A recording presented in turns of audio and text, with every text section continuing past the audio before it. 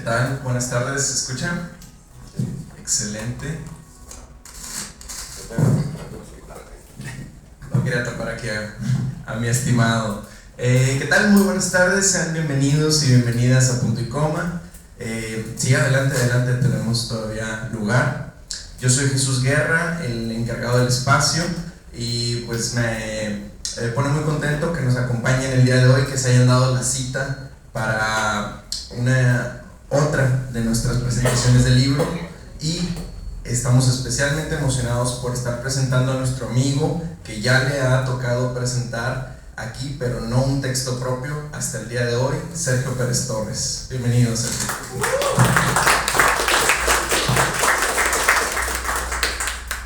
Que también tengo entendido está celebrando 27 el cumpleaños de Sergio. Muchísimas felicidades y qué gusto que lo deseas celebrar aquí con nosotros. Y pues nos acompañan también el día de hoy nuestros amigos Micael Carvajal. Bienvenido, Mijail, perdón, siempre. Y nuestro colaborador Juan Manuel Cermeño. Entonces, pues sin más, los dejo con nuestros panelistas y muchas gracias.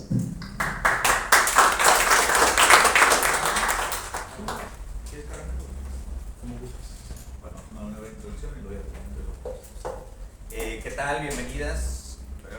Bienvenidos a todos por estar acá, hasta que se nos hace presentar uno de tus libros, Sergio. ¿Qué número de libro es este tuyo publicado? Esta es una reedición. Vaya, es el manual que se ha reimpreso, pero me parece que es el 9 de 12. Ok, 9 de 12. Sí. Que ahorita vamos a hablar un poquito de este concepto de cómo volver a traer un libro que ya habías hecho, y también me gustaría preguntarte eso más adelante. Quisiera como abrir una dinámica en la que yo voy a hablar de 3 instancias. Creo que Mijail por ahí trae un texto y también conversamos un poquito ahí contigo, ¿no? Fe de ratas, 6 de 12. 6 de 12, ok, perfecto. Hace un momento platicaba con Delfos Moyano, poeta aquí presente, sobre la cuestión de la lectura de poesía, ¿no? Que de pronto parece que los libros son de una sentada, ¿no? Porque pues, los libros de poesía muy rara vez sobrepasan las 100 páginas, las 90 páginas, y pareciera que la lectura de poesía puede ser algo muy rápido, muy fácil de absorber. Sin embargo, yo tengo que confesar que siempre que leo poesía, sí soy un lector muy tardado, muy demorado. Precisamente ahorita acabo de terminar de hacer un prólogo del libro del maestro Sergio, y es siempre estar regresando, ¿no? En poesía siempre estamos como buscando claves, como hilos narrativos, como el estar intentando tener una unidad de lo que se está haciendo, ¿no? Sobre todo porque en lo que compete a la poesía joven actual, bueno, quiero decirlo joven, pues la poesía nueva, ¿no? Que se está publicando, es que son libros muy temáticos, de los cuales pareciera que hay más armado teórico y conceptual que propiamente ese desfogue de los momentos que se pueden llamar poéticos, ¿no? Pareciera que se apuesta más para una idea, que es un tipo de poesía que también me gusta, y que es un tipo de poesía que inclusive estuvo muy presente en Monterrey de los años 2000 para acá, ¿no? Pienso en los referentes como Minerva Reynosa o Oscar David López, que ellos se concentraron mucho precisamente en esta idea más del concepto que de la lírica. Entonces Sergio es de los poetas que sigue con una lírica, sigue con una cuestión de una tradición que, por ejemplo, me gusta mucho como Elisa Díaz Castelo lo maneja ahí, que lo pone como si fuera unos monólogos dramáticos, ¿no? Y al simple hecho de ponerle este esquema de monólogo dramático, pues ya hay toda una historia detrás, ¿no? Ella se pone ahí, inclusive se aventura a dar algunos nombres.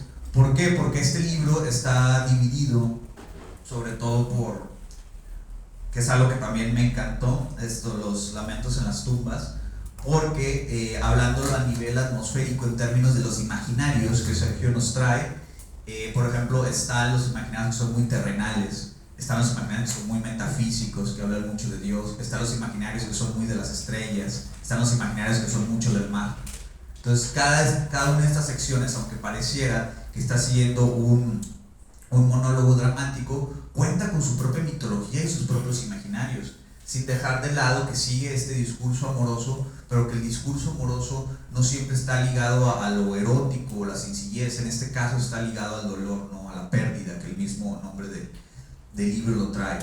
Entonces, ahorita en mi siguiente intervención voy a enfocarme en cada uno de esos capítulos a hablar de lo que me parece a mí que es la esencia de cada uno, y de los momentos poéticos que encuentro y cómo si de pronto hay vasos comunicantes que pudieran o no favorecer el libro, pero que es otra cosa que también quiero decir, y que es algo que me agrada mucho cuando leo poesía, es que los poemas funcionan por sí solos. O sea, tú los puedes sacar del contexto de los demás textos y el poema funciona, ¿no?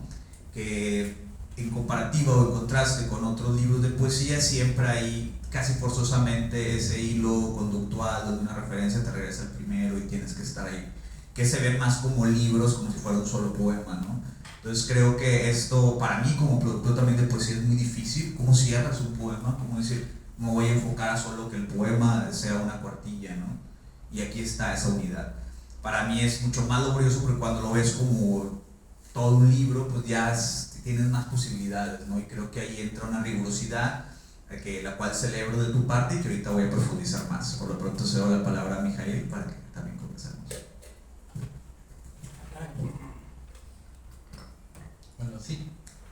Bueno, antes que todo agradezco a Sergio el habernos invitado, que decía que somos Fermín y yo los Wisin y Yandel de las letras regias.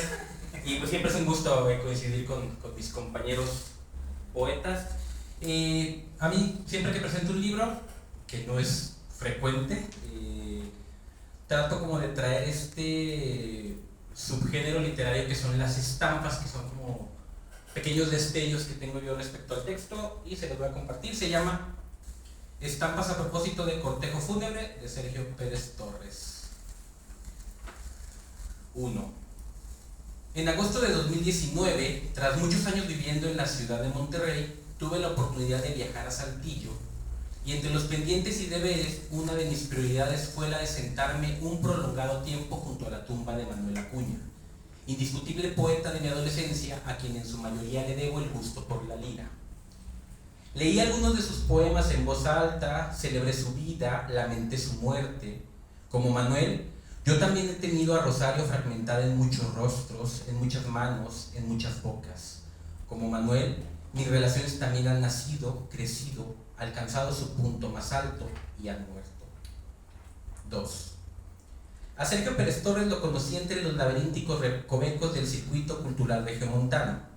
Con infinito carisma, buena hondez, alegría y transgresión, inmediatamente me cayó bien.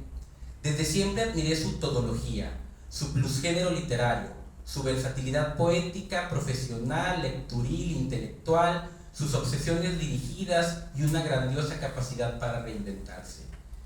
Debo confesar que al principio encontraba monotemática su poesía, al menos ojeada, y me quedaba en la superficie de mucho de lo que ya había trabajado antes, pero entonces llega a mis manos este cortejo fúnebre y 3. La palabra cortejo proviene del grupo de gente que acompañaba al rey y adulaba, entregaba regalos, galanteaba, mimaba, lustraba sus botas. De esta dinámica, el concepto pasó al acto de pretender a un interés amatorio a cambio de regalos, detalles, sinergias, gestos. En las sociedades primitivas, el cortejo estaba estrechamente relacionado con la reproducción y la supervivencia de la especie. Los individuos buscaban atraer a un compañero a través de rituales y comportamientos específicos. Dichos rituales podían incluir demostraciones de fuerza física, competencias o bailes ceremoniales, justo como hoy vemos en el excéntrico mundo animal. Durante la Edad Media, en cambio, el cortejo estuvo fuertemente influenciado por la religión y la moralidad. Se esperaba el interés caballero, el honor, pero al poco tiempo, en la Baja Edad Media y posterior Renacimiento, surge el amor cortés, que es el interés sexoafectivo, persecutorio y prohibido del amarse. Sin embargo, 4. Un cortejo fúnebre dista un poco de su concepto desadjetivado. En estas procesiones hay un clima de luto, al menos en Occidente, y alrededor de ostentosos peregrinajes se acompaña, con el dolor de la muerte, la huida a otros planos de alguien que acaba de abandonar este. ¿Acaso esta definición nos ayuda a entendernos, o más bien posicionarnos como lectores en torno a este libro? 5. Percibo Cortejo Fúnebre de Sergio Pérez Torres como un mausoleo de la memoria, donde a través de 5 lápidas el hablante lírico se aproxima y recita, en un acto de posesión espiritual, una amalgama de su propia vida amorosa, mezclada tenazmente con la vida y obra de los personajes citados. Pérez Torres desnuda una y todas sus relaciones afectivas y las disfraza de manera creativa con todo lo que sabemos y podemos saber de los personajes enunciados. No son los muertos los que hablan, ellos ya están muertos. Su huella por el mundo se quedó. Es el hablante lírico que se va transformando según la etapa de la relación afectiva quien dicta. Y es este hablante y es esta voz a su vez misma algo que nace, crece, vive, cae y muere. 7. El zarevich Alexei, heredero inconsumado del imperio ruso, padeció una enfermedad que lo atormentaba con cada latido y bombeo de su sangre. Dicha situación se mantuvo oculta aún para la realeza rusa y permaneció tras bambalinas aún después de la revolución bolchevique. Alexei murió a los 13 años, tal vez de una manera atroz, y sus restos se encontraron años después en una fosa común con el resto de fusilados de la realeza. En el terreno poético, el hablante lírico utiliza la corta y joven vida de Alexei, pero también la enfermedad, como una fábula tanatoerótica acerca del germinar de una relación amorosa. Mediante la enigmática figura de un lobo que puede acechar, pero ante el cual se puede caer rendido, se ejemplifica el surgimiento y la emoción de una relación naciente. ¿Cuántos, como ante este cántico frente a la tumba del zarevich, no hemos fenecido ante las fauces de un amor que nos darán los mejores y peores momentos? 8. Nikola Tesla, el arquetipo del inventor genuino, responsable del mundo moderno como lo conocemos, numen de científicos y lectoescritores de sci-fi, es la segunda tumba ante la cual nos hallamos. Aquí nuevamente, como si el futuro nos perteneciera, la voz lírica afinca su amor, está consciente de lo que siente, pitorea sutilmente la afección del tiempo y del amor sobre el cuerpo mismo. Aquí ya no somos cordero, ya no somos presa, aquí el amor se reivindica, avanza, se expele, se comparte, se complementa. Bueno, como no les puse el número, siguiente, ¿no? Leopold Bloom, a diferencia de los personajes anteriores, es enteramente ficticio. Emergió en 1922 cual Minerva del cráneo de Zeus dentro de las páginas de la novela Ulises de James Joyce. Es un personaje en lo más escueto descriptivo, complejo. Su recorrido una noche en Irlanda dentro de un mamotreto de chorromil páginas no es sino un infinitamente explorable flujo de conciencia. Una odisea por la memoria, los gestos, los nombres, la maduración y la madurez, la juventud y deterioro y el todo. Ante la tumba de este personaje, el hablante lírico de Sergio Pérez Torres nos contagia su espíritu abigarrado de Joyce. Los poemas se tornan de arte mayor y su pluralidad se asemeja a un incesante flujo de conciencia que en una relación amorosa no sería otra cosa sino la relación plena, aquella que a veces hasta se tambalea como rutina, que te embiste. Los poemas de este apartado despliegan una pirotecnia y cerebralidad que contrastan con la sapiencia, brevedad y finitud de los poemas anteriores. Siguiente. El 20 de julio de 1969, un joven de Ohio llamado Neil Armstrong fue el primer humano en pisar la luna. Es a este personaje a quien el hablante lírico canta el penúltimo apartado. Los poemas, contemplativos y todavía autoexploratorios, casi pronostican el final. Son los más interrogativos de todo el libro, los más parcos. ¿Qué habría contado Neil de la soledad que se vive en aquel sitio más allá del firmamento?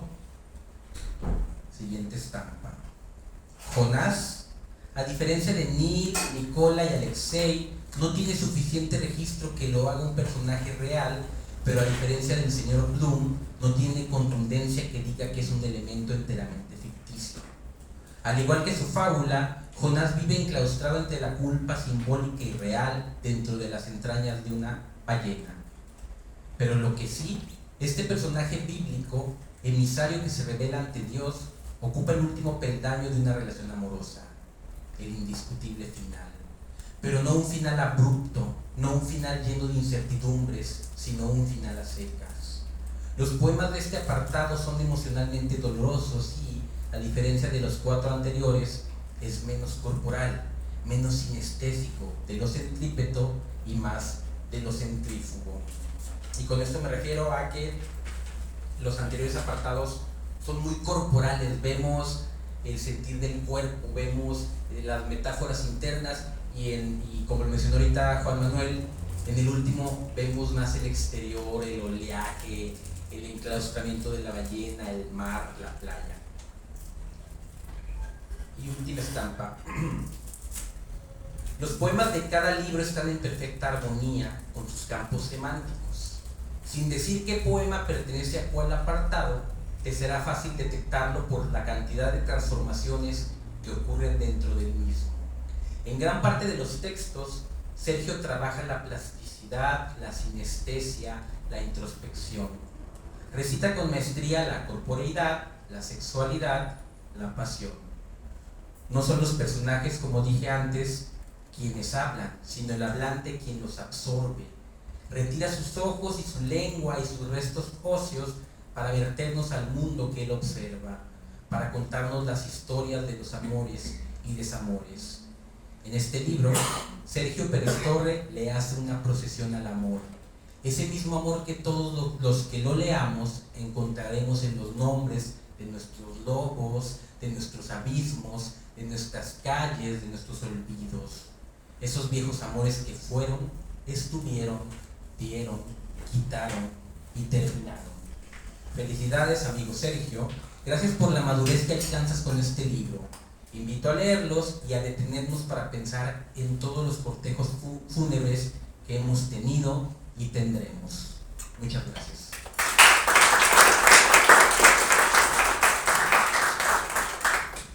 Si quieres algo... Los tres. Yo lo había pagado, pero no sé si... Está ahí.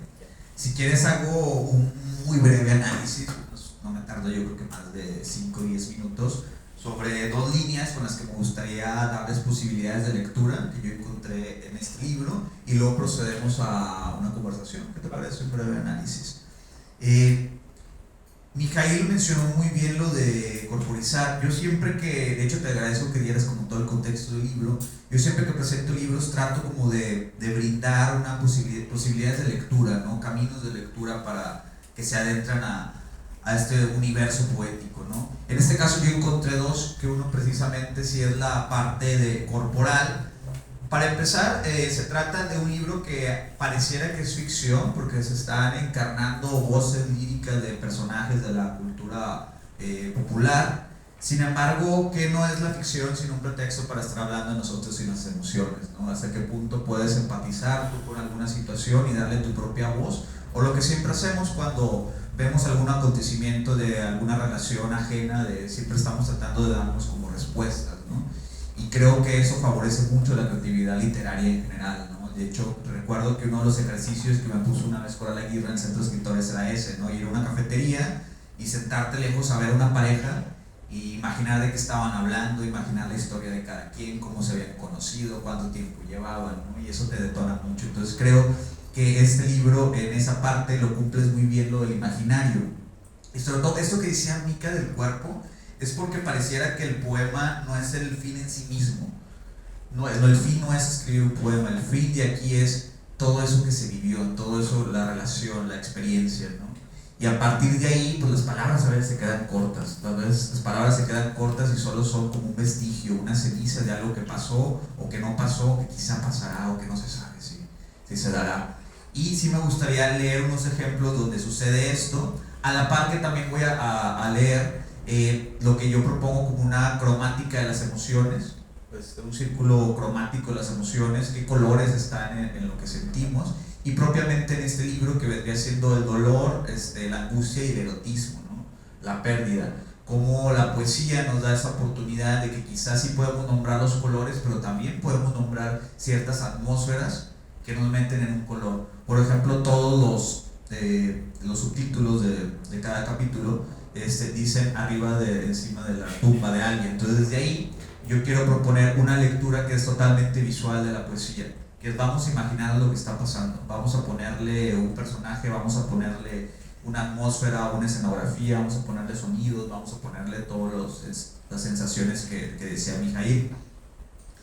Y ahora sí me gustaría entrar en materia versal.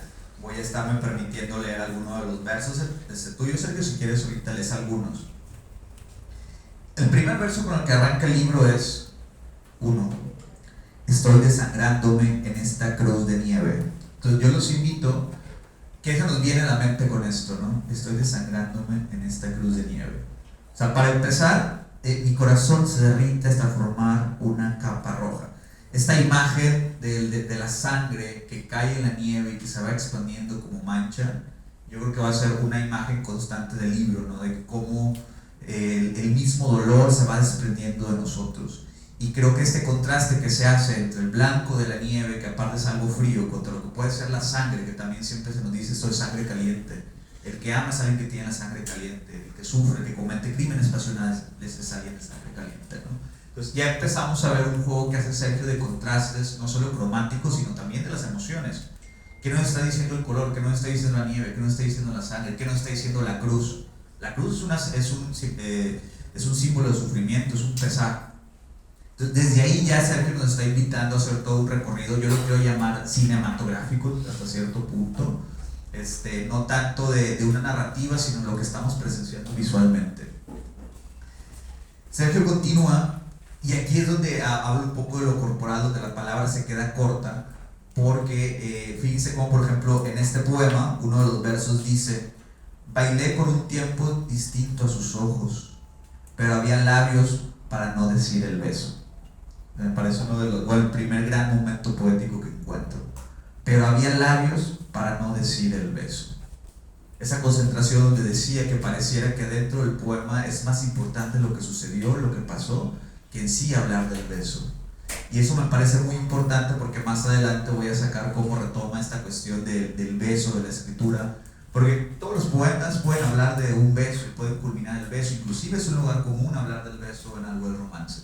Pero en la forma en cómo lo manejas, la forma en cómo el mismo escritor le da su propio estilo, le da su dolor, te da ese punch, es creo que lo más difícil, sobre todo obedeciendo que ya viene de una tradición muy amplia donde pareciera que ya se escribió todo, ¿no? Que de pronto es una crítica que se hace a los que de pronto escribimos lírica, ¿no? La lírica ya está muerta, ya se dijo todo, ya está el siglo de oro, ya el siglo XX se le acabó, pero todavía siguen habiendo por ahí pequeños destellos que podemos dar si prestamos atención.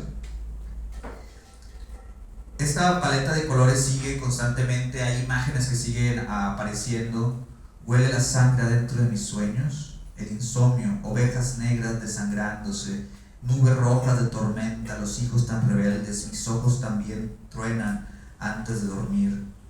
Él es otro, adentro de mi cuerpo es medianoche para él.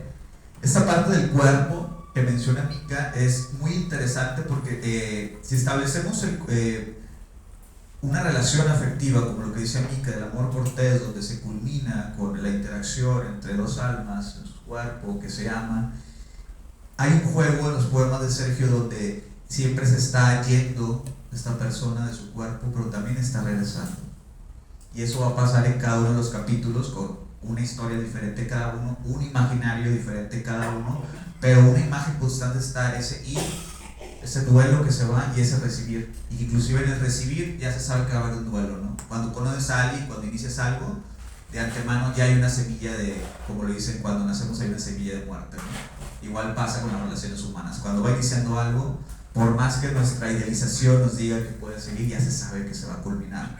Y hay varias pistas de esto a lo largo de tu libro, en varios versos, porque por ejemplo me encanta que casi todo, bueno, de hecho todo está escrito en primera persona, y al estar escrito en primera persona pareciera que se encarna más. Por ejemplo, este verso: tengo frío de ver sus manos fuera de las mías.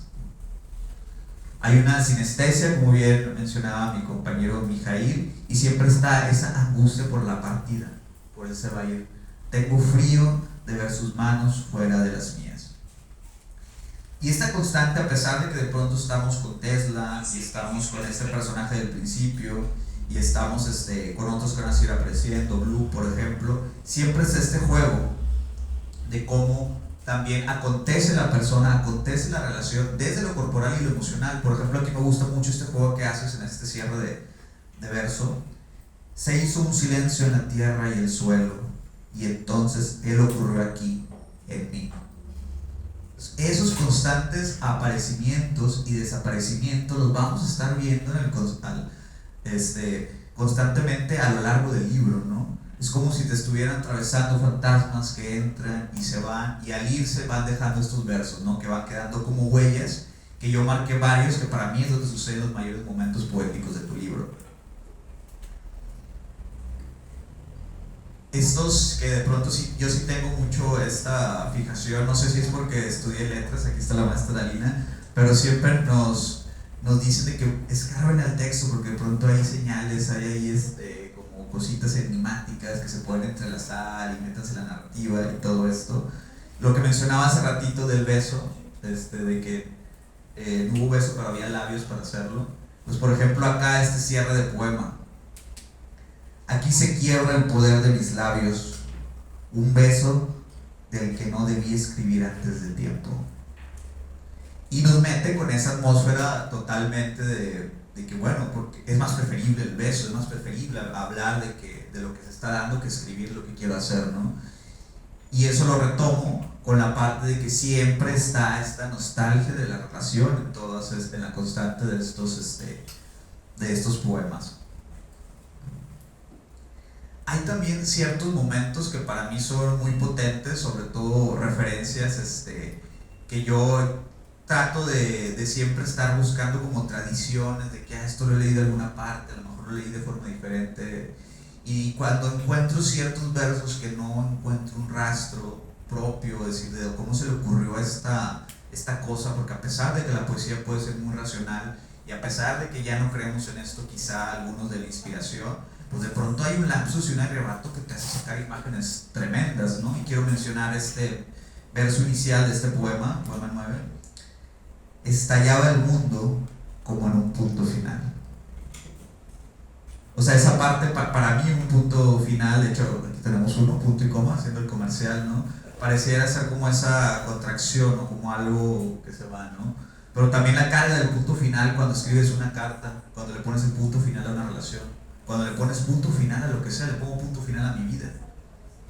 Estallaba el mundo en un punto final. Entonces creo que eso para mí es mi verso favorito de todo el libro, porque me parece que esa imagen nunca la había rastreado en otra tradición y me parece algo súper cool.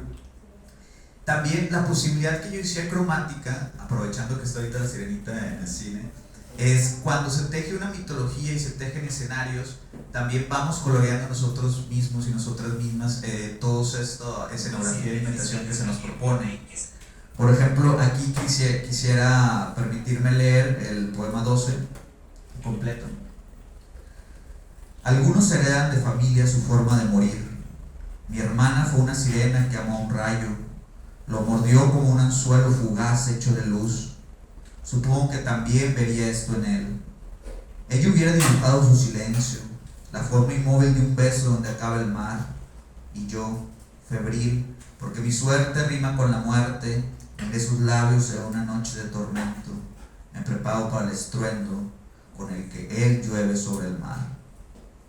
Es una postal donde entran tantas imágenes que a pesar de que está sucediendo algo y que arranca de una forma muy fuerte, eso de heredamos de nuestra familia nuestra forma de morir, que también se me hace súper potente, y cómo creas una metáfora, una imagen de mi hermana fue una sirena que se enamoró por un rayo, y luego cómo lo cierras, esta cuestión ya semántica de la sirena, el rayo y el llueve sobre el mar, también me parece muy genial porque le das una unidad de sentido, hay ya una pequeña narrativa que se está ahí contando sin necesidad de que la propia línea narrativa o como en el cuento tenga que tener cierta coherencia, si no es algo que sucede. Eso me parece estupendo. esta cuestión cromática también que sigue estando muy presente. Voy a permitirme leer algo. Me voy quemando, me incendio, me duermo sobre mi propia sombra, para que el color de mi sangre sea el testimonio de que aquí vivió la luz. Cuando pensamos en la lumbre, en el incendio, pues qué colores se nos pueden venir a la mente, ¿no? El naranja, ese amarillo, sentimos ese calor, ese contraste que hace es que de pronto el color de mi sangre que se acuesta en mi sombra, la sombra negra, la sangre roja, pues ya se nos va dando. Ahora sí que para los que son pintores expresionistas, como puede ser un cuadro que está por aquí, pues ya empieza a haber ahora sí una decisión cromática, una composición pictórica que se ve muy presente en las imágenes, que es algo que a mí también me ha gustado mucho de este libro. Y ya para finalizar, solo como otras, tengo muchos apuntes aquí, pero ya para finalizar quisiera hacer un poquito de énfasis justo en lo que estaba diciendo de cómo al escribir poesía se pueden tomar muchas decisiones, ¿no? Inclusive creo que nos han mal acostumbrado a veces en los centros de creación o en las cátedras de escritura creativa a los artificios que son muy válidos a la hora de crear, pero creo que hacerle caso a ¿cómo podríamos decirlo? Inconsciente, esas ganas como de vomitar algo, de la catarsis. Yo le diría como intuición. Una intuición, sí, una intuición estética, una intuición poética, ¿no? De saber de que aquí está la imagen. Y ya ahora sí con los recursos que tenemos, que se nos dan con la práctica y con la disciplina, poderle dar esa forma, ¿no? Entonces para mí, por ejemplo, sí es muy fácil ver cuando en verdad hay una intuición o cuando en verdad hay puro artificio y cuando se le ven los andamios y las costuras a un libro, ¿no? Sobre todo porque últimamente por esta estrategia de becas pues se nos dice que metamos un proyecto, entonces muchas veces lo que se evalúa es el proyecto, cómo tú lo articulas, que una muestra de obra, ¿no? Y creo que a mí, a forma crítica, que lo quiero decir, me parece que eso devalúa, denota un poquito la creación, porque a veces los resultados no son los esperados, porque se promete mucho, pero no hay una intuición, no hay background del que podamos dar. Entonces en ese aspecto, al igual que lo que dijo Mijail, conozco tu obra ya de por lo menos, creo que yo personalmente creo que 6 o 7 libros tuyos, desde los primeritos, desde Cáncer, ¿no? Voy siguiendo esa evolución tuya y creo que celebro mucho que explores otros yo líricos, ¿no? Party Animals también fue un libro que me gustó mucho, pero en esta ocasión te metes a otros imaginarios, te agarras a Tesla, te agarras a Bloom, a Jonás, ¿no? Y haces propios eso, que lo haces muy bien. Cuando hablas de Neil Armstrong, te traes el imaginario y hablas de las estrellas, hablas del universo y hablas del hábitat de la Tierra. Cuando hablas de Jonás, hablas de esas cuestiones de pronto teológicas, de pronto místicas, de este existencialismo respecto al Dios.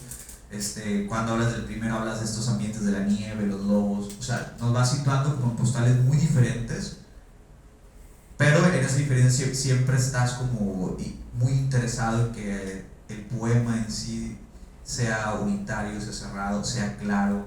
Creo que no hay enigmas en tu poesía y eso me parece también celebrable, porque a pesar que a mí me gusta mucho el barroco o el neobarroco, pues también se agradece porque sé lo complicado que es ser transparente, ¿no? Sé lo complicado que es ser claro. Entonces en ese aspecto quiero que nos platiques un poquito cómo fue este libro en contraste con los anteriores a la hora de escribirlo. De entrada, muchas gracias como a todo el mundo. Siempre cuando les hacen siento como aficionados del 12. Pero muchas gracias a Jesús por el espacio. Me gusta mucho en especial como que no hay como una mesa gigantesca entre quienes están escuchando y quienes están hablando, y que esto permite que luego se vuelva como un diálogo real, que espero que eso pase ahorita. Muchas gracias a Mijail y a Cermeño por aceptar apadrinar este evento, y muchas gracias a todas las personas que están aquí por doble razón, obviamente. Estaba como ahorita anotando cosas que quería responder de lo que dijeron ambos. Espero como no perderme. Bueno, mejor lo leo, si me voy a perder. Recuerdo que Cuando iniciaste, hablabas, por ejemplo, de estas diferencias que hay en las estéticas y que, por ejemplo, mi poesía rehuía muchísimo de la abstracción, ¿no? Y bueno, yo creo que es muy difícil ser crítico con la poesía de uno, con uno mismo en general, con todo lo propio. Y creo que, por ejemplo, así como tengo muy claros qué colores no me favorecen a la hora de vestir, también tengo como muy claras mis limitantes como creador, y que aprendí mucho tiempo no pelear con eso, ¿no?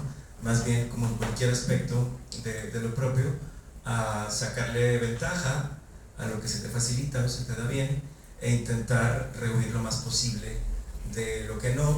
Yo, por ejemplo, admiro muchísimo obras como la de Karen Villeda, que de repente se va hasta lo pictórico, o también obras como el que otro contemporáneo, como de Luis Eduardo García, que tiene esta capacidad de ser cómico en sus poemas, algo que yo no tengo ninguna dificultad en hacerlo oralmente, en hacerlo como en una plática, pero en el poema son como cosas que no me lo permito, ¿no? Así como traer calcetines como en la cama es más como bien raro. Y creo que he estado como muy interesado en desarrollar como una estética que sea como congruente con quien soy y con lo que me gusta leer. No soy particularmente un lector de lo abstracto, pero tampoco soy la Avelina Lesper de la poesía, de decir como esto es un fraude, no lo lean, no, pues creo que más bien hay que aprender que hay distintos tipos de lectores para distintos tipos de libros, ¿no? Y con otro punto que tocó Mijail ahorita era respecto a que cuando se enfrentó como a un par de libros, dijo, esto puede ser monotemático. Y la verdad creo que es un interés bastante particular, que así como también me parece envidiable en ciertos autores que cada libro es una propuesta distinta y radical a veces respecto a un libro anterior, y que tienen una preocupación genuina por no volver a desarrollar como una estructura similar, etc. A mí más bien me interesan otro tipo de autores. A mí me interesa mucho, por ejemplo, Emily Dickinson, o me interesa muchísimo Marosa Di Giorgio, Pizarnik, etc. Y que me parece que son como autoras monolíticas, o sea, son monstruos que desde sus primeros poemas, a pesar de que hayan pasado décadas en algunos casos, hasta el final, pareciera que mantuvieron como un estilo, una misma voz, un mismo registro, y que eso también se vuelve difícil, solamente que es una cosa, digamos que pulir diferente. Y en mi caso, digamos que estaría mucho más interesado por lograr como tensión en el verso, el recrear como elementos interesantes, ¿no?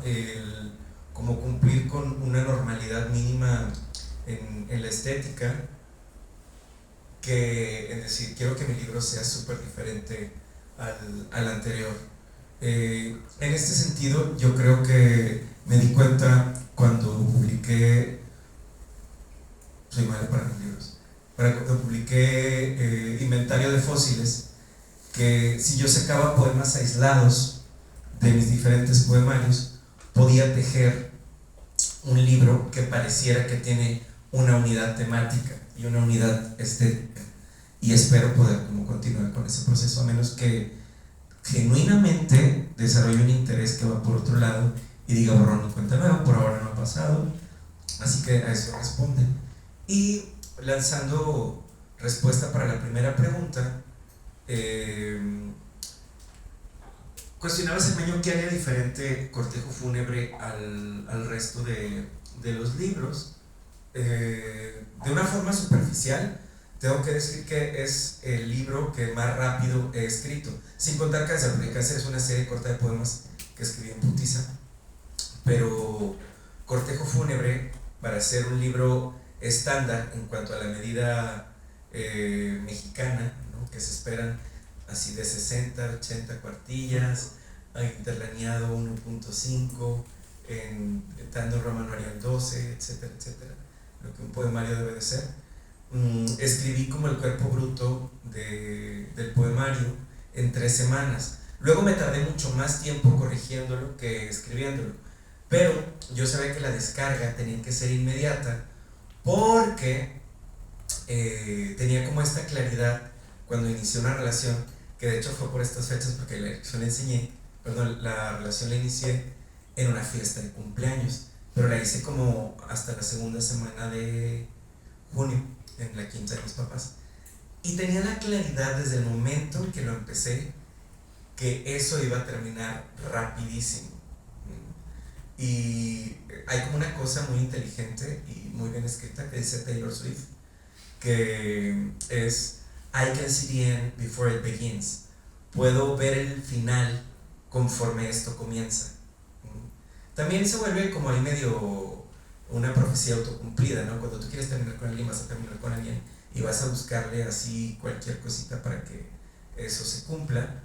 Pero ahí más bien estaba como analizando factores externos, pero estaba súper intoxicado por esa relación y dije, de que la vivo, de que lo vale, lo vale.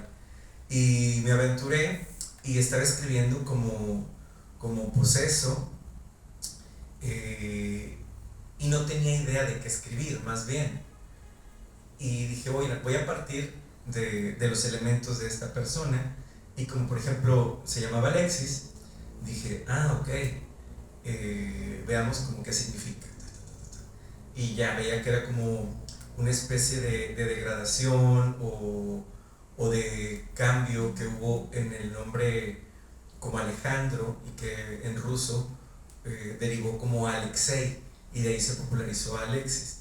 Y pues el único Alexei como popular que había era este príncipe de los Romanov, mejor conocido, para los que no tengan como idea de cómo se logró la democracia en Rusia, el hermano de la princesa Anastasia, la que ahora ya es de Disney, pero no lo era. Voz de Thalía, increíble traducción, increíble doblaje de Thalía. Y total, me puse a leer como lo que encontré acerca de los Romanov, ¿no? La enfermedad sanguínea del Zarevich, que es como el equivalente del príncipe, los juegos que tenían como él y su hermana Anastasia, etc. Y como era como un germen de relación, son como poemas mucho más borrosos, más pequeños, y era como el elemento que tenía. Y luego de una plática ahí que hubo donde dijo, tú y yo ya nos habíamos visto seguramente en una exposición que hubo en el Centro de las Artes de Fundidora sobre Tesla, en la inauguración, etc.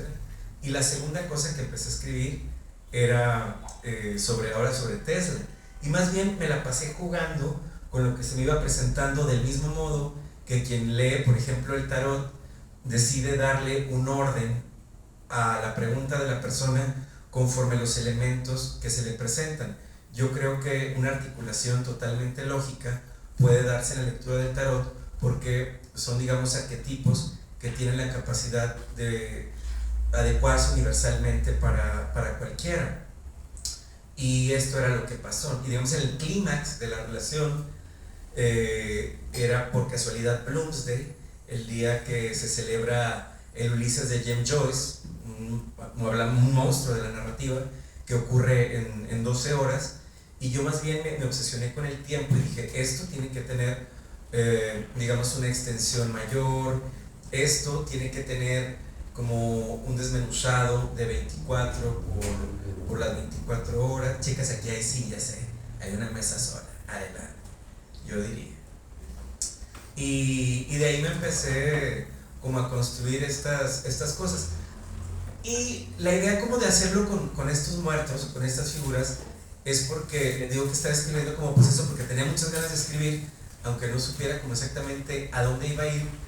Pero a mí me parece que las ideas geniales son las que son sumamente simples y todo el tiempo han estado ahí, y nada más hay que darle como un flip, una vueltecita, para que eso se vuelva como interesante o novedoso o genial, dependiendo de la medida en la que cada uno lo pueda trabajar.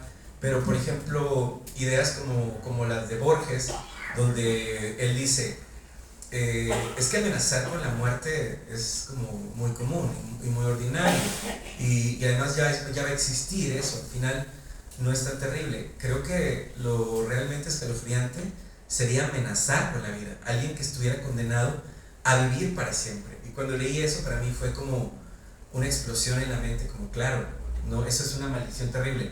Todos se mueren, menos tú, ¿no? Tus seres queridos, los lazos que vayas estableciendo van a ir pasando, etc.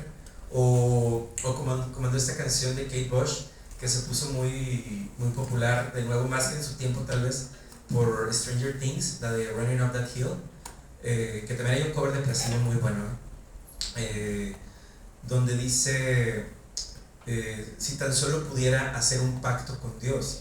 Y dice, es que cualquiera hace un pacto con el diablo, ¿no? Pero como si si Dios es más chingón como que el diablo, pues mejor hacer un trato con Dios para que ese trato pese más. Y también fue como de esas pequeñas cosas que me volaron la mente porque fueron tan diminutas que eran demasiado geniales.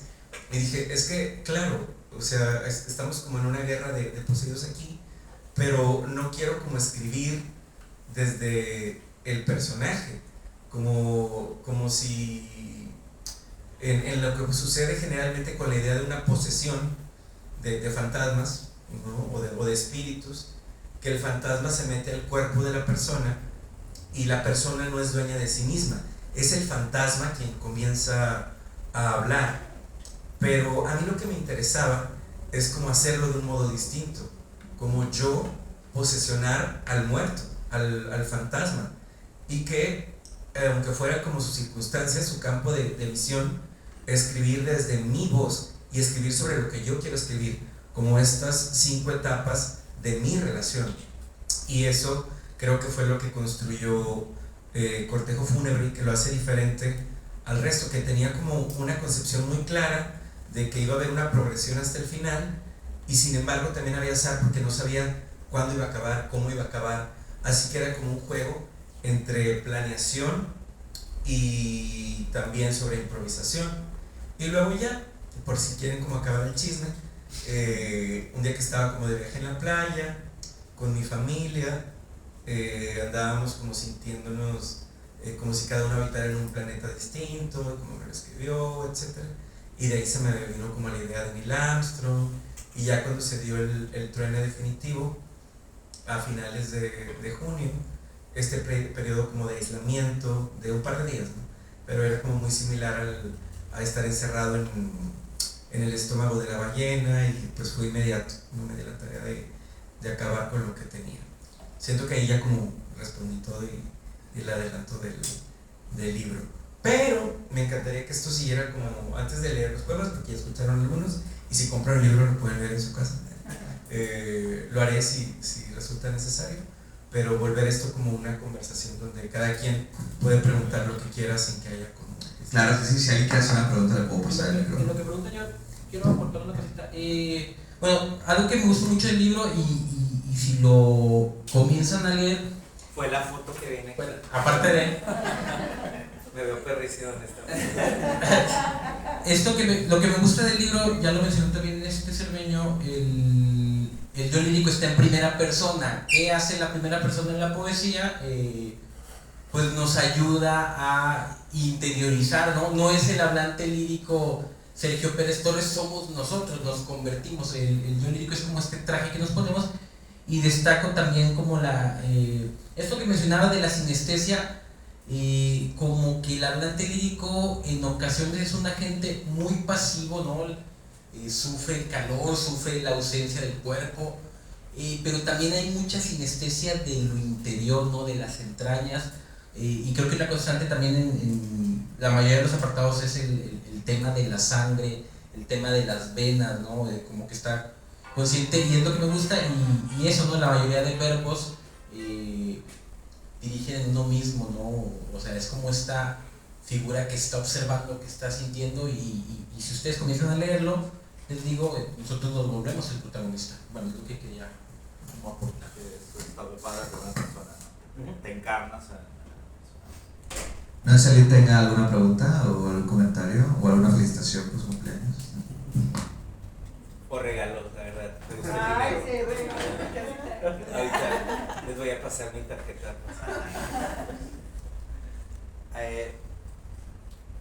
Ahorita justo que lo mencionaba Mijail, estaba buscando como un imaginario unitario, porque vi como mencionó Sergio, pues el primero habla así como de la nieve, de la sangre, después sigue, no sé, con Armstrong, pues el universo, con Tesla, la electricidad, con Tesla, la electricidad, con Jonás, la cuestión de, como dice ahorita, bíblica. Pero creo que el imaginario que permea precisamente es eso, ¿no? El cortejo fúnebre, las tumbas, lo fantasmagórico, la sangre, la muerte, las partidas.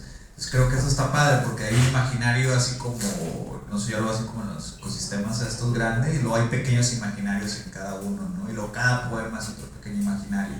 Entonces creo que en apariencia, aunque sean temas que ya han podido ser abordados, o personajes de los que ya sabemos mucho, pues sí le das, como tú dices, este giro muy leve y que se complementa muy bien. En ese sentido lo veo como un libro muy completo, ¿no? O sea, muy analizable ya a nivel, no lo quiero decir ahorita, pero a nivel ya estructural, pues súper analizable, se puede sacar todas las partes, ver todas las intenciones, y eso se ve muy cool, porque como lo estás platicando, no lo estructuraste así como tan metódico, sino que ibas viendo y ibas encontrando las casualidades sobre la marcha, ¿no? Entonces, esa naturalidad se ve ahí y se agradece mucho.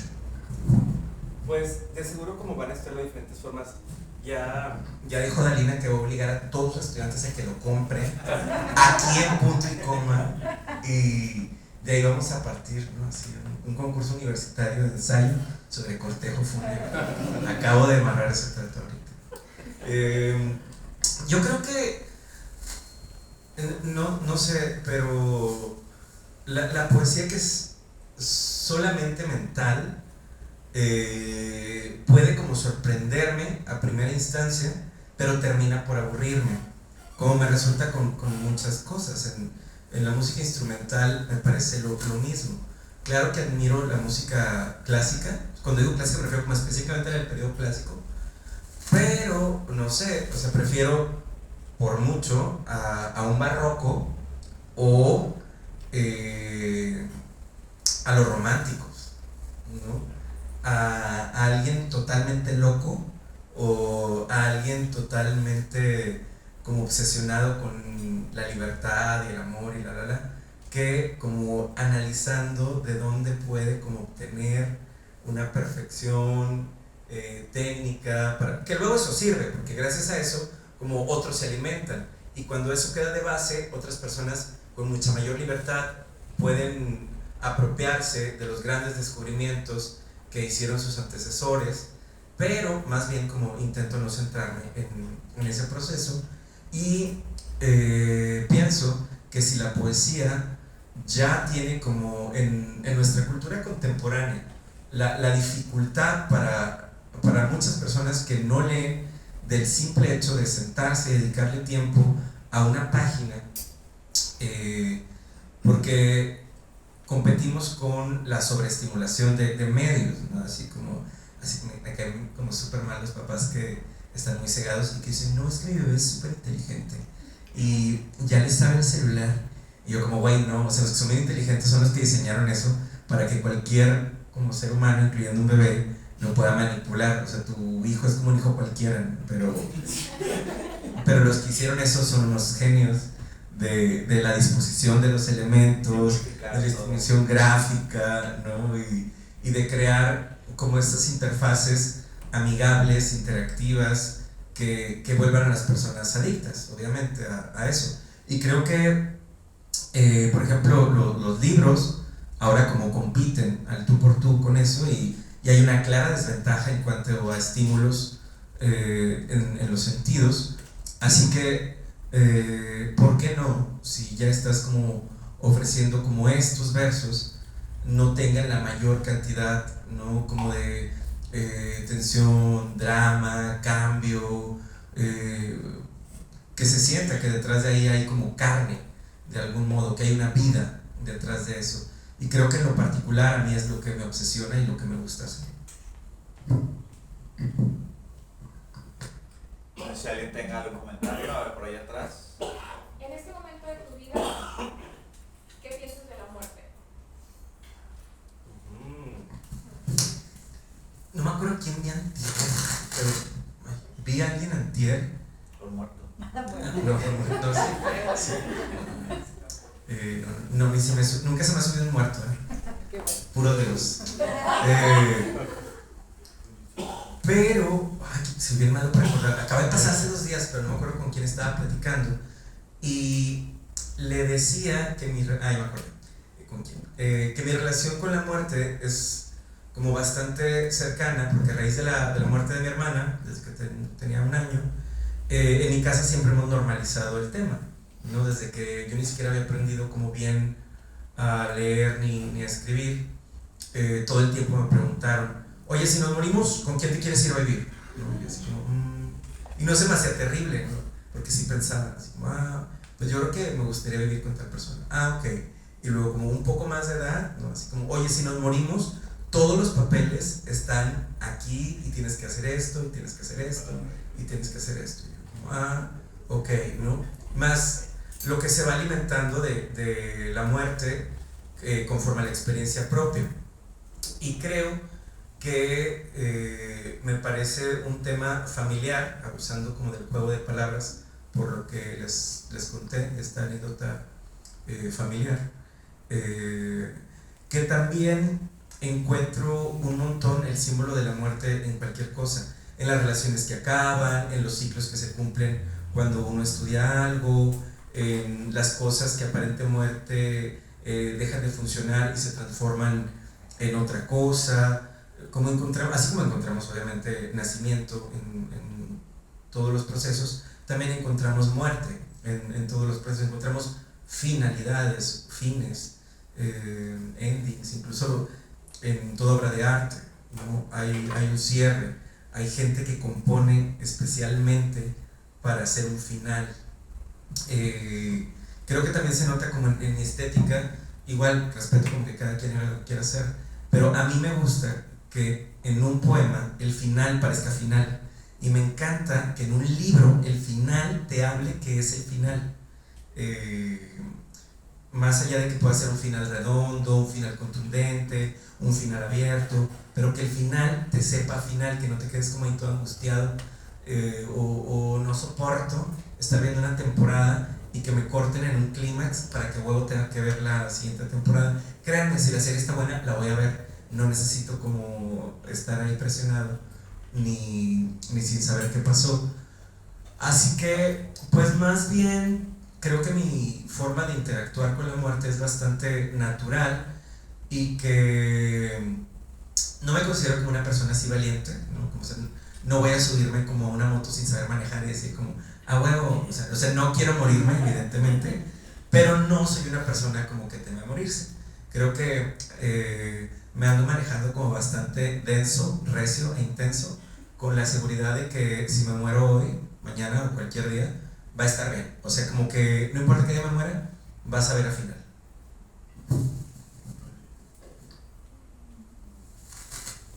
No sé si alguien tenga un comentario, pregunta, algo más. Yo tengo un comentario, perdón.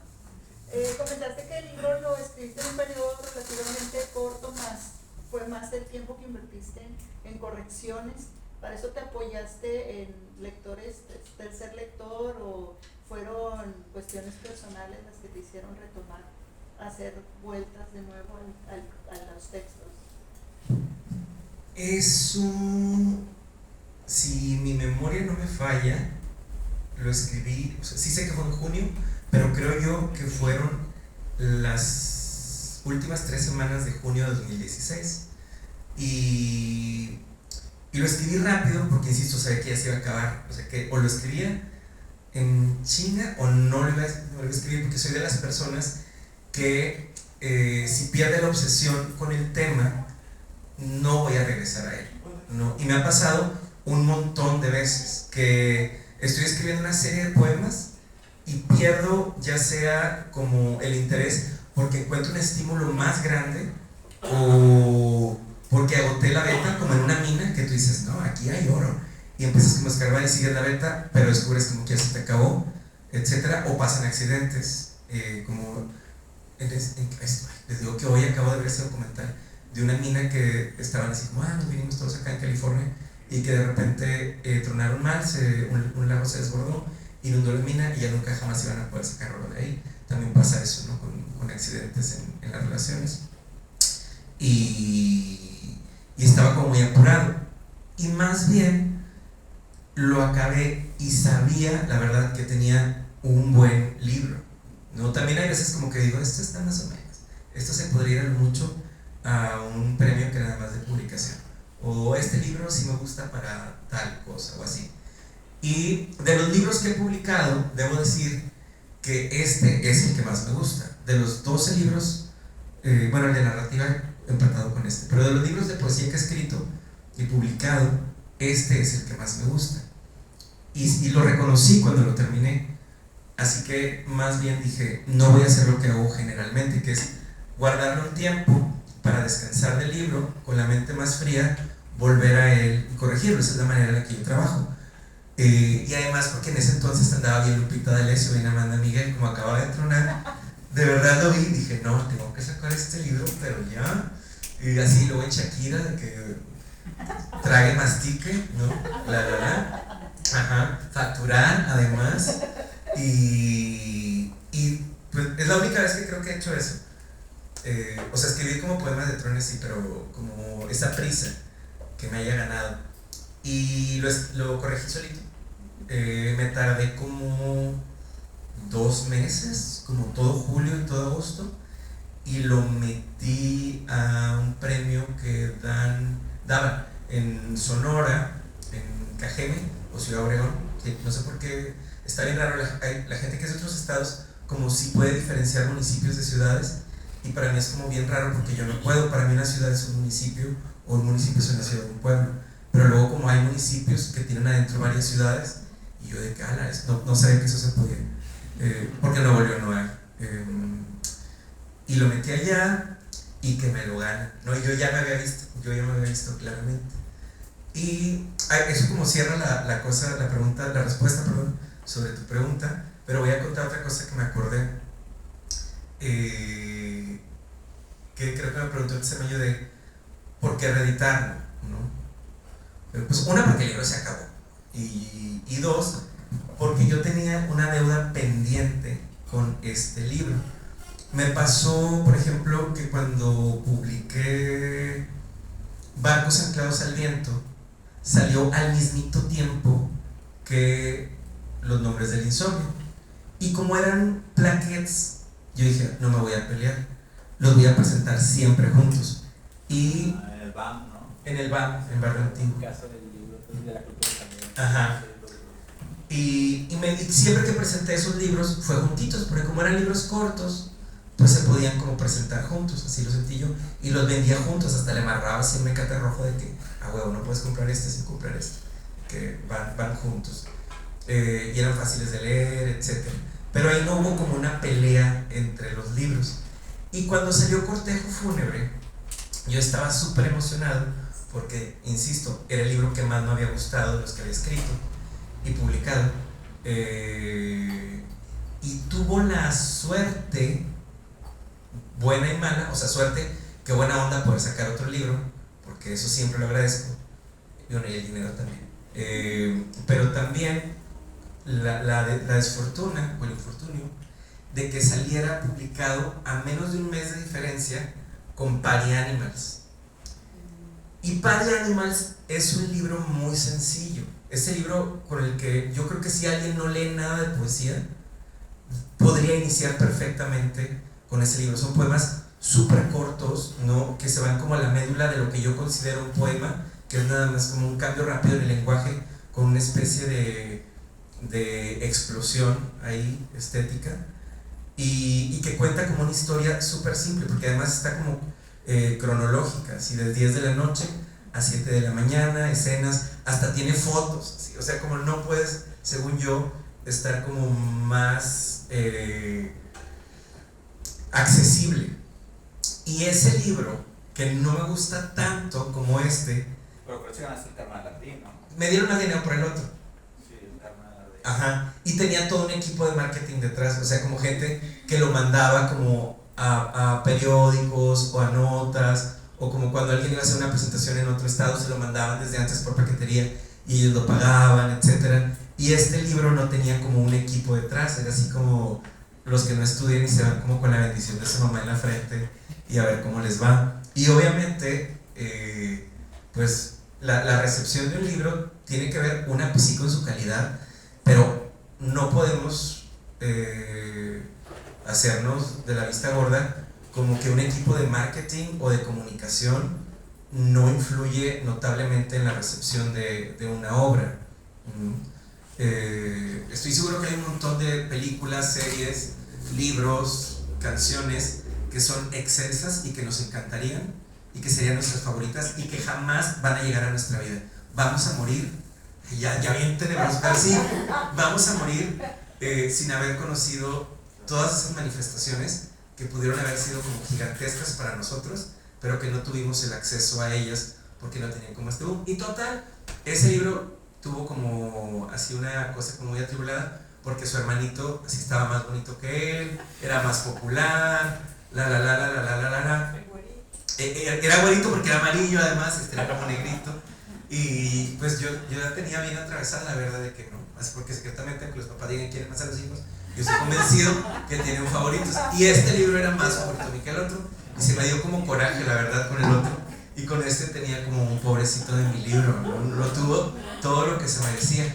Y cuando surgió la oportunidad con la cosa de coediciones, de que se reeditara, se hizo, y la verdad fue como lo mejor que pude haber hecho, porque tiene un papel más bonito, tiene como materiales, tiene ilustraciones, tiene un diseño más bello, tiene una foto increíble, es algo sensacional. Me recuerda a mí como a las TV Notas o así, que trae un póster de Chayanne en medio o así. Sí, extendible. Este no se extiende, pero lo pueden recortar. Y además de sacar que viene de antes de la pandemia, ¿no? El libro, sí los habías presentado, ¿no? Antes del COVID, ¿no? Aquellos otros. Sí, o sea, el de Party Animals con el primer Sí, porque según yo, esos libros se publicaron en 2017, a finales de 2017, y los estuve promoviendo en 2018. Ese como que hay literatura antes del COVID, después del COVID. Sí. Entonces como que estos son como que tus hijos antes de la pandemia. Que luego está bien raro, porque como la gente estaba encerrada y no tenía absolutamente nada que hacer más que conectarse a Zoom todo el día para trabajar, para convivir, para pedas por Zoom, por favor, ya no quiero eso, etcétera, etcétera, etcétera. Todas las presentaciones de los dos libros que saqué en pandemia fueron como virtuales, pero se vendieron más. Y yo digo, claro, porque no tienes que gastar tu dinero, así como compras libros online, etcétera. Pero sí hay como un antes y un después, pero en general en todo, ¿no? con la pandemia. Así que estoy como muy contento de que haya salido. Además que también tiene unos textos de lujo, ¿no? Que la cuarta de forros de Balam Rodrigo, que no lo conozco casi. Mientras estamos hablando, Balam se está ganando un premio. O sea, ahorita, en este momento, estoy seguro que Balam se está ganando un premio. Y Pero no en México, porque ya se ganó todos, ¿no? no, le faltan todavía. O sea, en México levantas una piedra y sale un premio de poesía y 10 poetas. O sea, Le Coime de Tlaxcala, ¿no? sí, les falta. El Carmen Ardín se lo ganó después de haberse ganado 50 premios. Aquí la plaza está más pesada, así que no había podido entrar aquí a la plaza. Y un estudio preliminar de Elisa Díaz Castelo, que es Exceso, que según alguien, que no voy a quemarlo, pero es de otro país, pero vive en México, dijo, la cuenta de moda. Con mi comadre, no, la verdad. Pero sí, creo que es un libro muy bello, mucho más que su versión anterior. Y yo creo que ya vivió lo que tenía que vivir. Obviamente ahora sí tuvo como la atención que yo quería como que tuvieran, más lectores, no hubo como un libro que lo opacara, etc. Así que en ese sentido, bien. Gracias. Ay, perdón, iba... Allá atrás había. Sí. Le paso el micrófono. Sí. Es que sabes que como trabajo en escuela pública, yo veo el espacio, sí se oye. A huevo sí. No, me ponen más nerviosa los micrófonos de verdad. Sí, así la verdad. Gracias, me pongo nerviosa. Bueno, en primer lugar estoy disfrutando mucho la presentación del libro porque siento que en mi cerebro van burbujeando muchas preguntas. Y bueno, limitándome a una, me gusta mucho el título del poemario, Cortejo Fúnebre. Siento en mi mente se pintan dos burbujas totalmente distintas, ¿no? Como que la parte del amor romántico y la parte de la muerte y la tragedia. Y eso me hace como cuestionarme qué tipo de creencias, o más bien qué creencias que consideras que tienes en tu vida y en tu experiencia sobre pues las relaciones interpersonales y todo este rollo gigante del amor. ¿Qué creencias crees que están Pídase algo de tomar. relacionadas? Doris, pon la tetera. Para quien ha visto la de Coral. De entrada, algo que no les había dicho es por qué el libro se llama Cortejo Fúnebre. Pero me acordé ahorita que estabas diciendo esto. Por lo mismo que les conté que empecé a escribir sobre Elizabeth Alexei, debido a que se llamaba como Alex. No, ahora sí ya lo van a poder googlear, ¿no? Porque yo voy a dar el apellido. Por el apellido de la persona, dije como Cortés, y tenía como toda esta idea del amor cortés, ¿no? Que nos afecta terriblemente y bellamente. Yo la verdad no estoy como tan en contra del amor cortés. Yo creo que más bien eso como es para quien le ha ido muy mal en la feria y pues se tiene que quejar del desamor. Pero a mí me gusta como quejarme tantito porque también me acuerdo de todo lo que me he llevado ahí. Y fúnebre pues porque estaban todos los muertos. Y, lo de mi sistema de creencias es sumamente, pues no quiero usar la palabra caótico, pero en psicoanálisis sería bien extraño que fuera la primera palabra que se me viene a la mente. Pero digamos ecléctico, me gusta más la palabra ecléctico, y tiene que ver que mi familia, a pesar de ser como muy funcional, es como una capirotada, ¿no? Y debo decir que no me gusta la capirotada. No sé, por ejemplo, como mi madre viene como de una crianza por su madre de cristianos adventistas, y luego como mi padre viene de un sistema de creencias de su madre de católicos, apostólicos y romanos, pero luego como un 30% de la familia de mi mamá son testigos de Jehová y un 30% de la familia de mi papá son pentecosteses, ¿no? Así que era un desmadre, pero total. Jamás hablamos de religión por ningún motivo en ninguna de las dos familias. Y luego era como bien complicado porque si pasabas como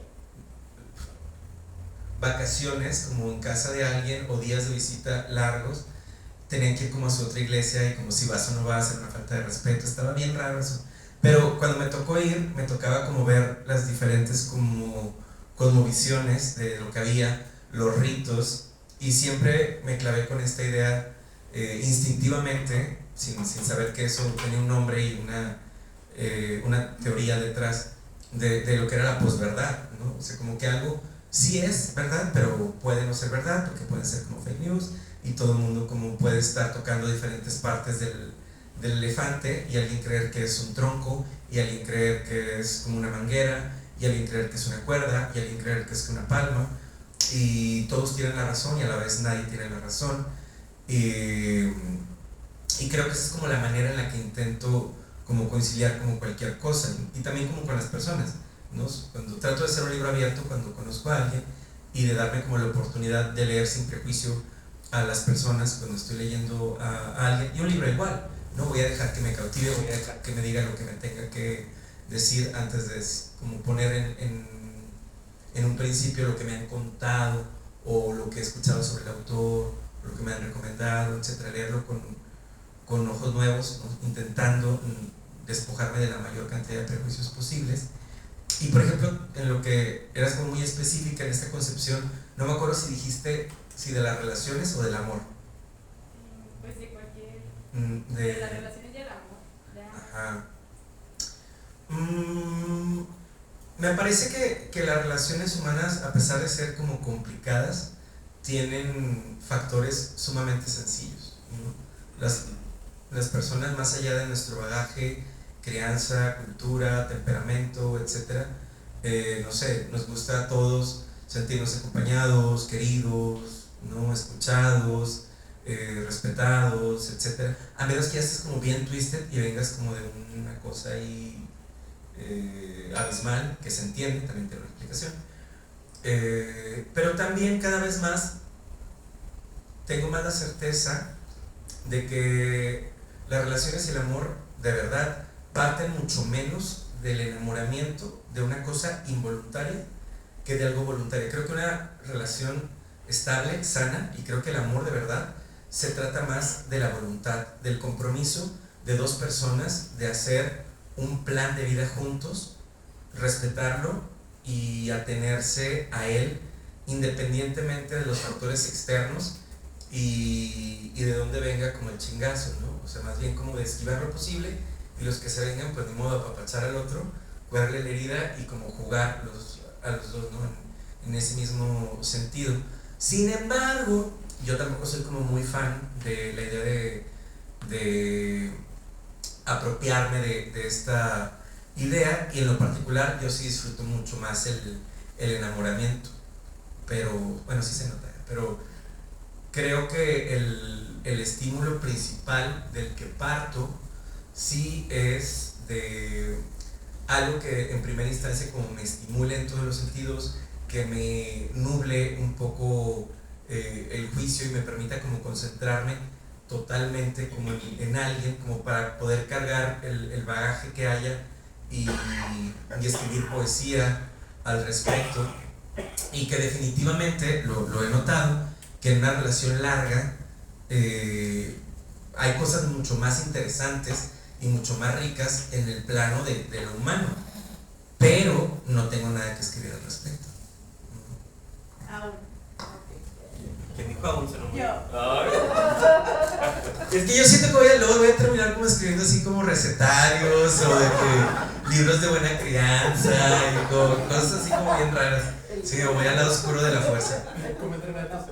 ¿Cómo entrenar? Tengo un libro pendiente que se llama ¿Cómo entrenar a tus amigos?, que es como un manual de usos y buenas costumbres sociales. Creo que esa va a ser como mi gran obra, pero denme tiempo. Yo iba a preguntar algo, pero creo que ya contestaste, Sergio, con la pregunta anterior. Una es que yo he visto en tu poesía que hay mucha erudición, que hay un enfoque muy específico sobre intertextos, lo que sea, pero también hay una exploración muy profunda de sentimientos muy reales asociados con tus relaciones afectivas.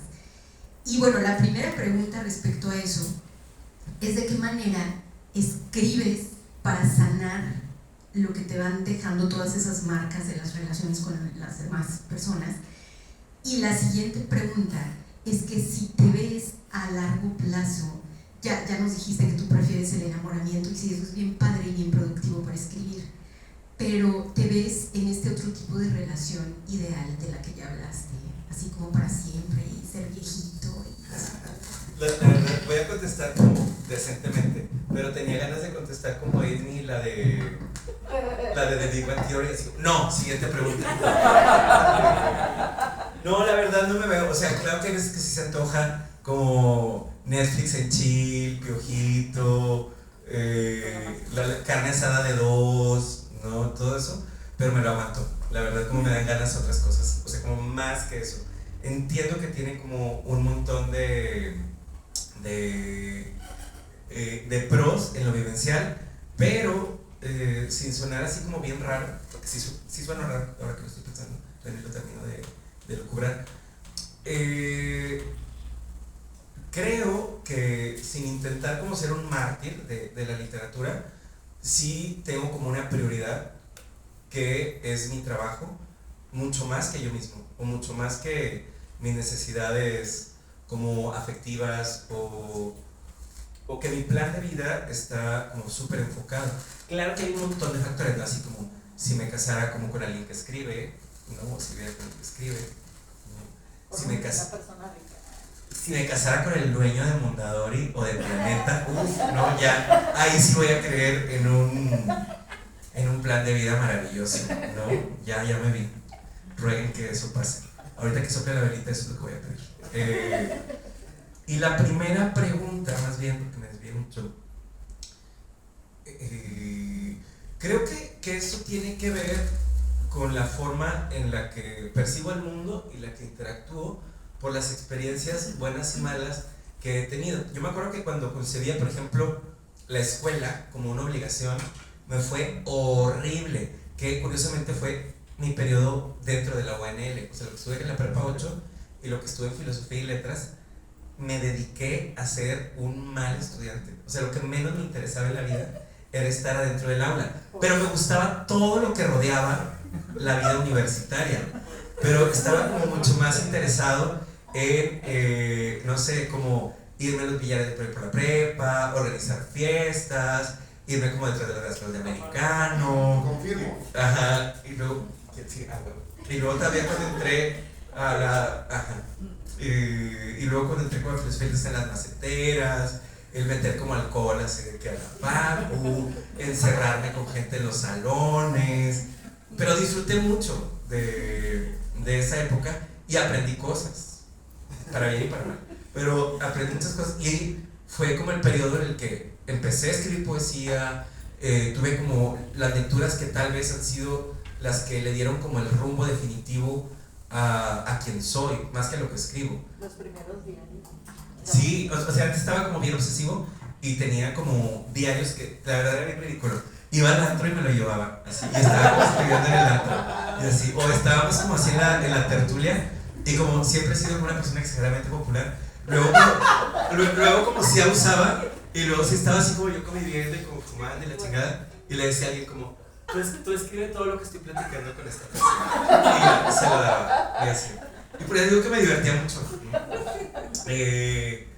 Y como que ya, o sea, salí como de esa etapa y dejó de ser una obligación. Y más bien, como entendí que lo que estaba mal no era ni lo que hacía ni lo que no hacía. Todo está bien o todo está mal, si uno lo quiere o si lo explica con un razonamiento. Lo que estaba como en realidad como torcido era el enfoque que yo le estaba dando. O sea, del sentido de obligación, de hacer algo. Y todas las como cosas que he estudiado después ha sido con la premisa de yo estoy aquí por gusto, a la hora que quiero me largo, yo no voy a trabajar de esto, etc. Y me acuerdo cuando estaba en medicina veterinaria, mis maestros, como cuando era periodo de exámenes o de trabajos finales, llegaban súper emputados y hacía como así este performance de maestro de que ni los escuchaba, pero así como estaban ladrando, y luego hacían como de que ¿a qué creen que vienen aquí? No sé qué. Y yo levantaba la mano y decía como, miren, yo no sé los demás, pero yo vengo a divertirme, a conocer gente, a pasearme. Luego, tú cállate. Y luego, bueno, está bien. Y ya, y como me he graduado como del primer lugar generalmente, como siempre, después de la UNL, pero porque es como disfrutarlo, ¿no? Y la cosa con la poesía tiene exactamente el mismo enfoque. Intento disfrutar de alguna manera atribulada, tipo Pasión de Santa Teresa, ese proceso como desgarrador de el poema lírico que por más oscuro que parezca, para mí más bien es como la luz negra, aún puedes ver como cosas ahí, y que me parece que si yo no estoy gozando lo que estoy escribiendo, mucho menos el lector va a poder como tener eso.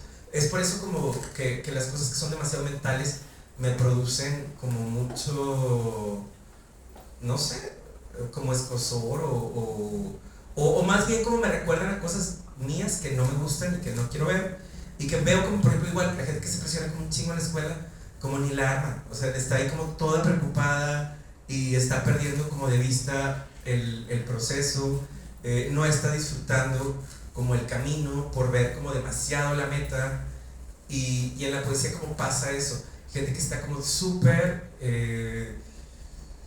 preocupada por que su libro sea así y así, o que su libro se vaya a ganar tal y tal y tal, y yo creo que eso es como pensar las cosas del lado equivocado, como escribir desde el resultado cuando todavía ni siquiera aprendiste a hacer la operación.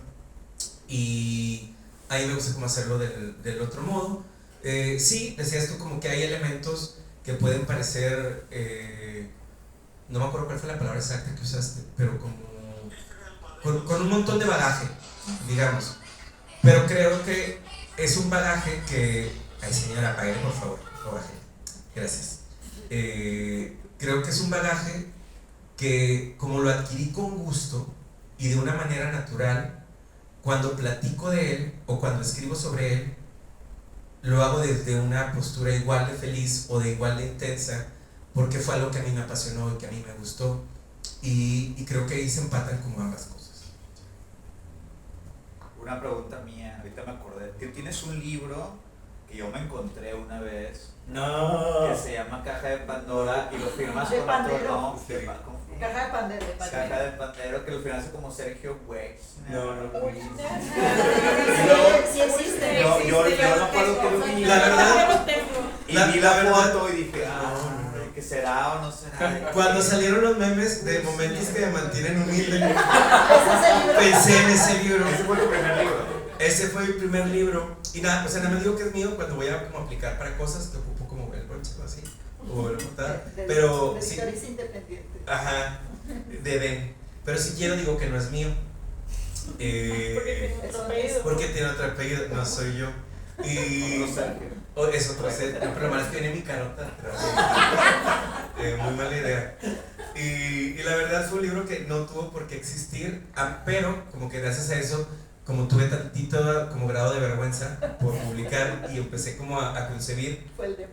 Sí, fue como no el demo, el LP. Fue el LP. Y ahí sí creo que se cumple esta sentencia mexicana de echando a perder se aprende. Y esa es la prueba total. Ese libro, yo les digo que más bien como un día voy a poner como, a ver, les compro el libro a 500 pesos, así para que nadie lo tenga y poder quemarlos así perfectamente. Lo malo es que sí se vendieron. Sí. Ya no hay. Aquí Lo todavía tenemos copias. ¿no?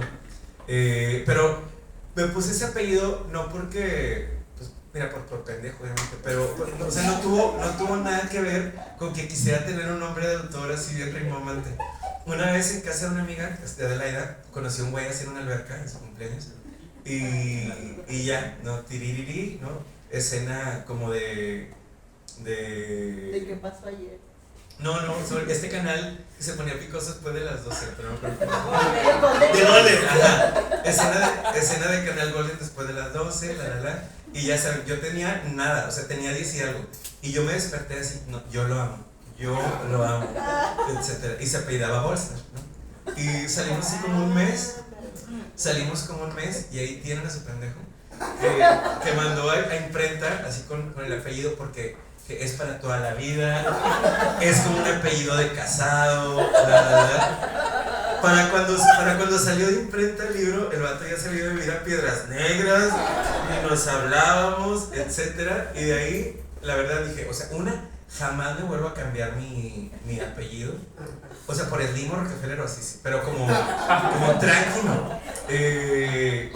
jamás me voy a cambiar como mi apellido, y dos, pero eso sí como escopeo me dije, jamás voy a dedicar un libro, así, jamás, porque no quiero volver a tener como esta escena donde me estoy pintando de payaso, pero feo, no como cuando se pintan de payaso profesionalmente, que respeto como lo que hacen, sino como cuando Talía se pintaba de payasita así para pintar, se pintaba así bien feo, así me pasó, compañeros. Momentos que me mantienen humilde. Pues léenos algo, ¿no? Sí. Para hacer esto como más corto, le voy a leer 5 poemas, uno en cada apartado, para que se den como una muestra. De lo que no sabía. ¿Perdón? De lo que no sabía. Sí. Sí, las pendejas.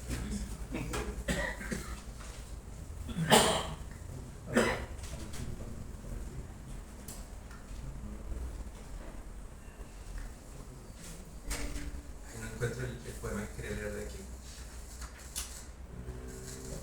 Lo que hizo y sus ojos deshechos como estrellas en la noche.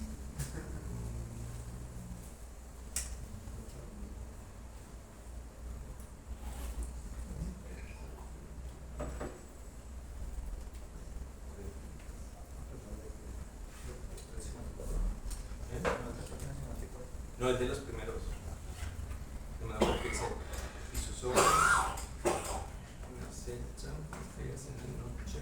es del primer apartado y debe de ser noche.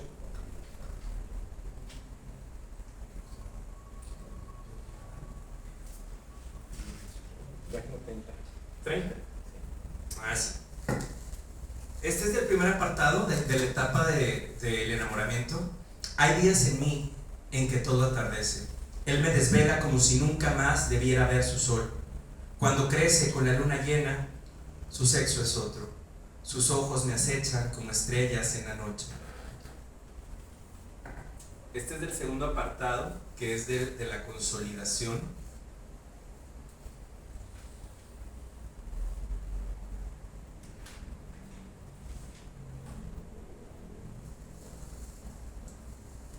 En el principio él fue la luz. No pude ver si era buena o era noche o era mediodía.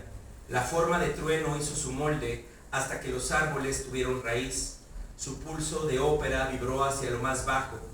Se hizo un silencio en la tierra y el suelo, y entonces él ocurrió aquí, en mí. Cuando hay tormenta, sé para qué tengo estas venas. Este otro es como una descripción de lo que es como una clínica veterinaria o una facultad de veterinaria. Aquí los enfermos navegan en su propia sangre. Se les ahuecan los huesos para formar un flautín. Descargan sus elegías en una lengua no escrita, de la que solo hay cantos ni códices grabados en piel. Algunas veces regresan de los muertos y cargan en la herida un recuerdo de la guerra. Cada cicatriz es una forma que adopta la luz. Nosotros asentimos y nos ausentamos por horas. Colocamos esqueletos negros en nuestros ojos para traducir su forma a la voz antes del eco. Es un árbol en lo más caliente de la primavera. Mordemos nuestras propias horas con remordimiento. Detrás de las ventanas aprendemos el tacto del hierro, un veneno que se antoja la furia de sus labios. Es un arca, un bestiario medieval encarnado, los sonidos desde el quinto día de la creación. Suena su voz y salva de toda guerra, todo colmillo. Me coloco su nombre en el tambor de latido, para invocar el único refugio en esta zona salvaje, el cuenco de dos manos que extienden ya mi salvación.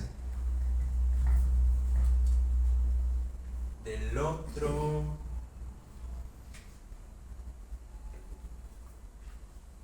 Este es de cuando empieza ya a haber problemas.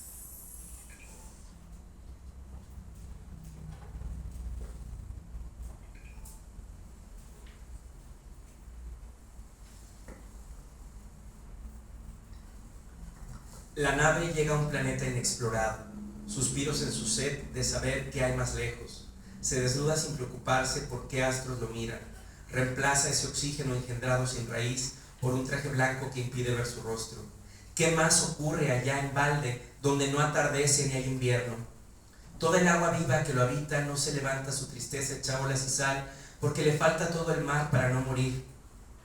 ¿Le bastaría volver a la playa en una balsa para que la arena inunde su deseo? ¿No querrá morir aquí a mi lado, que nos sepulten juntos, tomados de las manos, encima de la tierra de los padres de sus padres y del polvo que también serán los míos? Mientras sueña, nombra y viaja a las estrellas, eleva una veladora hacia el cielo por él.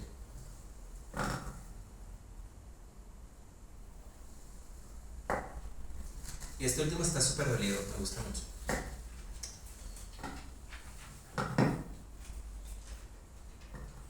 Aquí no me alcanzan los millones de lenguas del mar, que levantan la sal para su muerte y su resurrección.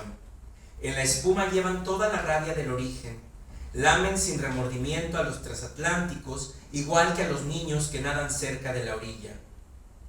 A veces, una de sus lenguas se eleva monstruosa, incluso más alta que la primera misa en latín. Ciudades enteras, familias de uno solo o ninguno, porque Dios sabe que la lengua de ese hombre es peor, una 11ª plaga enmascarada de ternura. Miente, besa, bebe la espuma de mi vino, dice cosas como lo prometo y para siempre, auxilia en la fonación de un trueno para el fin del mundo. Su voz me corona de espinas, penetra en mi costado, incluso en silencio forma un teatro de sombras donde las pesadillas actúan como sueños húmedos. Al final, siempre aplaudo mi propio final y no terminan.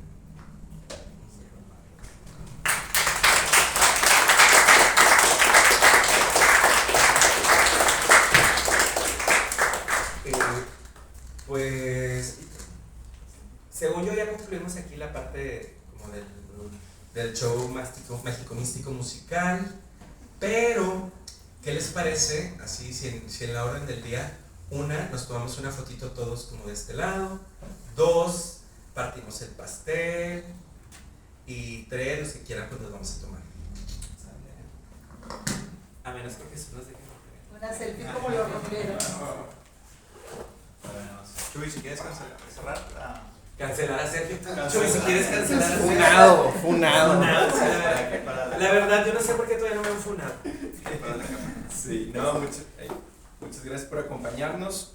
Un gusto tenernos, Mica, Sergio. El libro está a la venta abajo en la librería, cuesta 150 pesos, si alguien lo quiere adquirir. También aquí tenemos ejemplares en el café. Aquí lo pueden comprar y mientras comemos pastel, platicamos o firmamos, convivimos. Somos felices. Y aprovecho para hacer el anuncio porque seguimos apoyando a nuestros amigos de Ingenium, vendiendo boletos para una rifa. Es una organización que ayuda a dar educación, brindar apoyo sobre salud mental. Se pueden ganar un boleto para 2 personas a Cancún o una televisión de 55 pulgadas, cuestan 250 pesos los boletos.